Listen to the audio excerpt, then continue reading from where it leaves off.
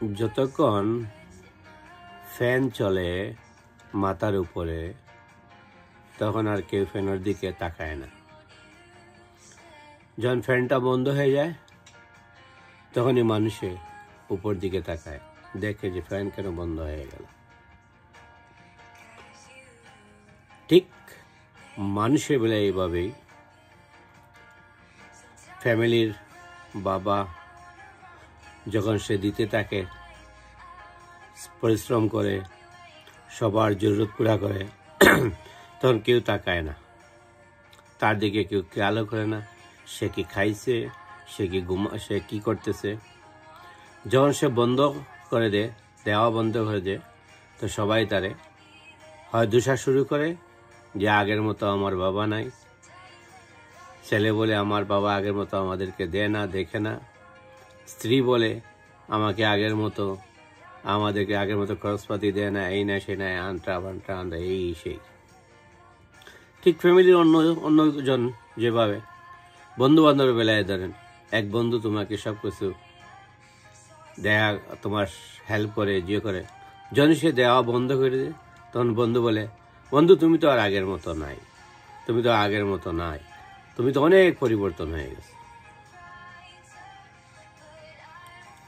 বড় ভাই যেভাবে, একটা ফ্যামিলি বড় ভাই ঠিক এইভাবেই যখন সে দিতে থাকে, যার জরুরত যতটুকু আছে সবাই সহযোগিতা হয়।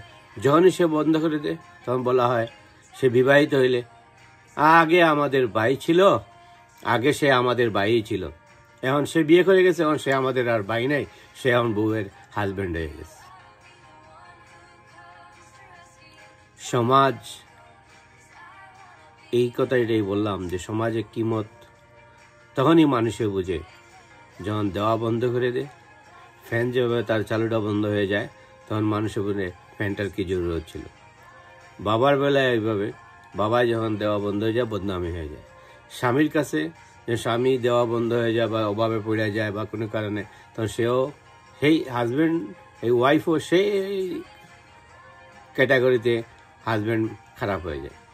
ভাই বোনের বেলায় হয়, বন্ধু বান্ধবের বেলায় স্বার্থপরের দুনিয়ায়, স্বার্থপর এই দুনিয়াটা, দুনিয়ার স্বার্থ ছাড়া কাউ কিছু দেখে না।